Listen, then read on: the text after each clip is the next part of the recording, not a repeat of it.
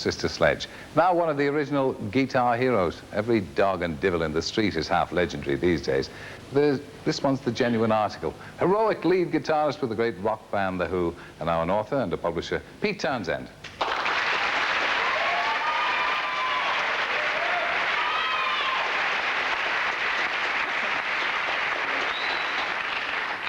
What did you think of Sister Sledge? Oh, I love them. I love all of them. It's a sort of throwback The record was all right, too. if I may say, if I may say, to our era, the old Supremes and all that kind of thing, Yeah, and Martha and the Vandellas. Yeah. It's what girl groups should be doing. You're not... Songs about boys.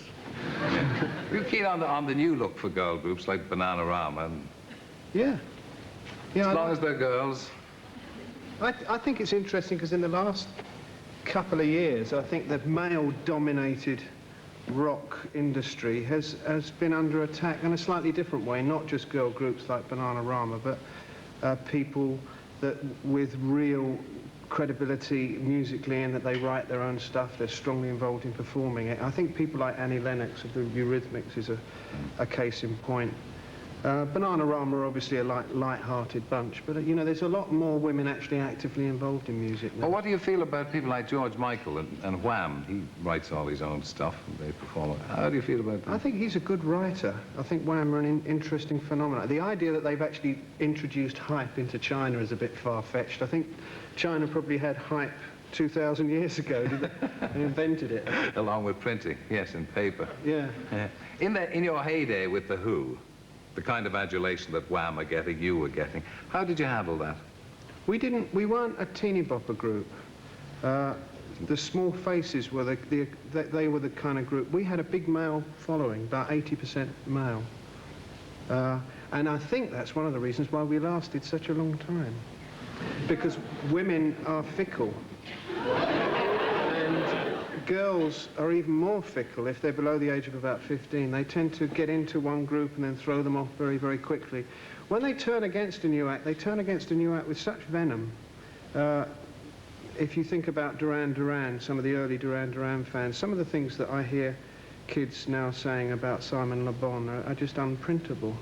And yet he was their hero last year. I just can't... What's happened to him? He hasn't grown a moustache? Maybe the old-fashioned groupies were more loyal, that's what it was.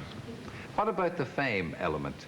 Did you feel that you were part of the mainstream of culture at that time when you were leading The Who? Yeah. We felt that we were certainly... we were hoping to be in the mainstream of change. We hoped that we could affect society. You took it that seriously? Oh, yeah. Yeah. And I mean, I think in a way that the only reason that we didn't affect society more greatly was because rock music was a bit of a fortress, you know. Well, how were you going to affect society? We were concerned to actually break the rules that we were living under. You remember that we were the first post-war generation.